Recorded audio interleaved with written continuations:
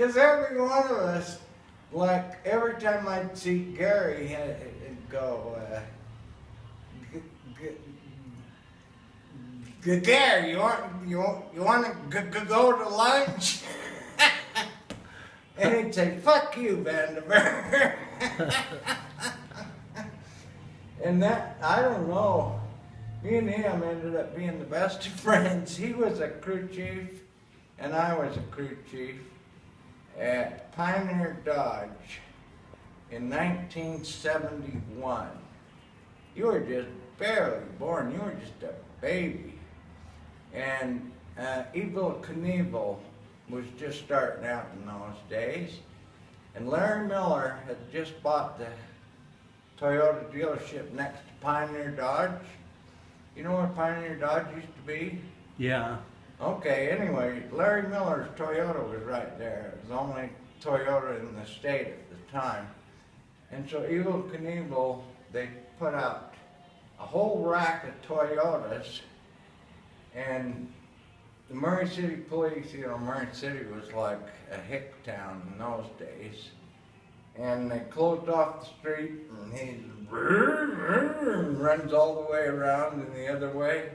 And he flew all the way over the first time, and it was perfect. And then the stupid ass had to go show it again, fell right on his ass when he landed. But he wasn't hurt, because he's just young then, you know. But that's weird that some of the things you think about, when you start thinking of things back in 1965 with Flute Snoot, and Sage is just barely born in 1966, and then Shane was born in August of 67, and then me and the Beast decided we didn't want any more kids, and then I said, I want another boy, and that was you. I was so happy. Did I ever tell you when I was in the hospital, what happened was, in those days, no one could go in the room. You know how you got to go in with your wife and help deliver the baby and all that? When I was, I had just turned 16 years old. I'm standing out with all these old farts in a room about as big as that. It's here. And everybody's smoking a cigarette, one right after another, because everybody smoked those days. Even the doctors smoked. They had ashtrays in the hospitals, you know. Honest, that's the way life was. Because they used to have doctors advertise cigarettes. The tobacco people, nothing meant anything to them but money. So anyway, when Bonnie, finally Dr. Wilkinson come out, he was my doctor when my mother had me 15 years earlier. So, make a long story short, he comes out and says, Henry, all right, everything's fine, your wife's just fine. And he says, boy, you got a beautiful, little, healthy girl. And I'm, you know, here I am, I just barely turned 16 years old, and I go, a girl? I don't want a girl, I want a boy. I never forgot that I said that. And then when I walked in, I had to go in, and I can remember going up the elevator. People were smoking in elevators in those days in hospitals. And your mom's room was right off because I had really good insurance because I was working at Zion Motors. I was selling cars, you know. And I started to work there on in November the 12th. And you had the thing that was nice was you had to wait 60 days before you could get insurance. It wasn't 90 days or, you know, longer like they do now. And so then I went up, and Bonnie had to go to the bathroom, and the nurse came walking in, and she says, you want to see your daughter? And I said, sure. And God, I put her in my arms and she's looking up in her eyes. She's so pretty and cute. You remember what it's like. You have a daughter. It's the weirdest feeling in the world, isn't it? Yeah. And if anybody ever hurts them or does anything to them, when you're 90, you'll kill them. Because she's going to be your little baby even when she's 50, like Sage is now. That's the hard thing I have about that Mike gives her all this shit about us, you know. Mike's just Mike. He's crazy, you know. He'll be that way probably for the rest of his life. I don't know what to do about him. But I tried to call Sage back after she called me. Didn't you call her too? Mm-mm. You really didn't, huh? She called me on Father's Day and Mike was yelling and screaming at her in the background. And she said, "Shut up." And she says, "Dad, I decided we're getting too old for this crap." And I says, "Well, I've sent you 100 emails, you just never write me back." And she says, "I know. And what I'll do is, I love you." And she started crying. And so did I. And I don't want to talk about this. It makes it hard. But I don't give a shit. As long as I have you, that's all I care about. I love Sage and I love Shane, but I love you. You know, you're not supposed to tell your kids or your grandkids that you have special feelings for them, but I'll tell you, when you were born, when you were a year old, I took you everywhere. Don't you remember? You'd always sit on my shoulder when we'd go camping in the trailer we had. Then we got the motorhome. It was just, we had a lot of fun times. Don't you remember all the times we used to go to Lagoon and stay there for 10 days? Yeah. That was fun, wasn't it? But you didn't come to very many, did you? I never remember staying for 10 days. We always stayed. We got there on Tuesday, and it was 8 days, and we went home the following Tuesday. And it was every August. You remember that, don't you? Because we'd have a company party on Saturday, and Brian and John Kukuchka, he's like one of them idiots like you have that comes around all the time that will open your store, but he doesn't tell you the truth. He thinks you have a lot of money, so he thinks it's okay for him to take from you. But he's got to live too, you know. I don't want to say anything. I'm not going to say anything negative about anybody ever again, because I just don't believe in it anymore. Like you say, if you haven't got something good to say about somebody, then shut up, huh? Yeah, there's no reason to drag You've people seen through John the mud. Kukuchka lately? No, he's probably dead. Was he kind of goofy and flippy and weird in the last time you seen him? He always thought I was going to beat him up. How come? Because I was going to beat him up. You mean because he stole the car? You gave him the title. You told me you did. You said he deserved it, and you just gave it to him. You don't remember that, huh? After I didn't got have sick? anything to do with that title. So he just stole the title? Yeah, I didn't have anything to do with that at all. Oh, well, I'm glad I asked you. You were asking me to go try and repo it after you gave him that car lot and all that, and I was not even around for a couple of years. Then he told me he stole the title, and See, I didn't even remember. Yeah, I didn't give him no title. Okay, I apologize. I thought you gave it to him after I quit coming in. That I don't know where it's just, see, when you don't ask people, you don't know, and then you learn to assume things. And see, I've been out of condition for almost, when you really think about it, close to 12 years. People haven't seen me. Is any people my in my business area still alive? There's a lot of people and they're doing just fine. They still got car lots and stuff? Well, Or you mean their health, they're doing just fine? well, a lot of people are dead. I mean, They don't look as good as me. I ain't dead. I look good. I look like I'm about 52 or 55, don't I?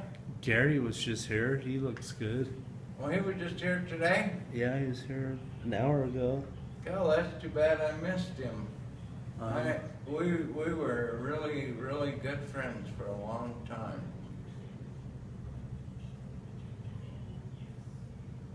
Gary and me, when we were young, we were crazy.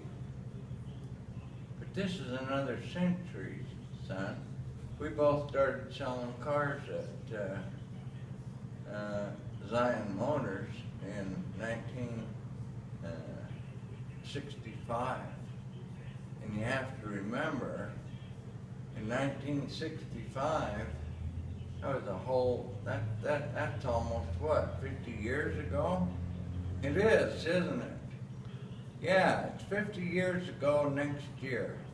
Well, the thing that happened to you, Dad, is you thought you had enough money to retire in 2000, and you didn't have enough money to retire. And because every single year goes by, and it costs money every single year, I know it. you retired too early. You know, it's just at least you're not dead yet. I mean, you know, at least you could get out and, you know, do what you're doing. It's nice to see you. I've got to find a place though, or now that I'm starting to feel better, once I get through this trial thing, the one guy that is going to handle my other trial, he said he'll get the city for $500,000 for what they did to me.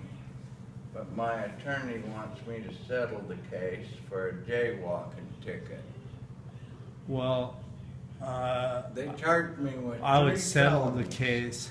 Huh? I would settle the case Why? because that's the way to do it. Otherwise, it's they go for blood and they never quit. I've been through it a lot. But not on a jury trial, have you? Yeah.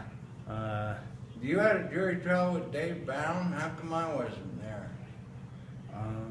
Oh, you mean when you had problems with I've your- had lots of problems. when I wasn't around? If they're going to give you a jaywalking ticket, then you can still do what you're going to do if you got some lawsuit against them. No, because he said if you beat him, we'll beat him out of $500,000. And that's the Spence Whitney's son. He says, we've already beat Salt Lake City Police 3 times. And he said, I'll be glad to do your case and I won't charge you anything. And when we get the money, I'll keep 25% and you can have 75 because I hate those son of a bitch. What is it, West Valley? No, Salt Lake City and Taylorsville. Salt Lake City lied. They came out to my house and they got in the house and ripped my door off and threw me against the car and bashed my arm against the building, and my top teeth was all I had at the time, fell out. There's still a chip on it, so I reached down to try to grab it. So they call that resisting arrest. And then the other guy piles on top of me. The guy comes up to my house, and I'm standing right there, and he has on a shirt, and it says, police. That's honest God, okay? Police. I ordered 3 of them off the internet.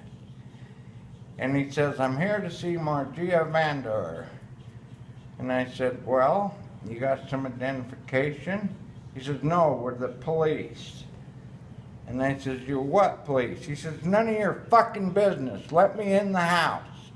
I says, I'm not letting you in this house unless you want to show me a badge, you want to show me a warrant, or I'll let me talk to your supervisor. get your radio out of your so-called cop car and let me talk to your supervisor. And he just kept saying, fuck you, fuck you. And the other cops hiding, and they hid both cop cars, so I couldn't see any cop cars. And so finally, after about 15 minutes of this going back and forth, I says, this is ridiculous.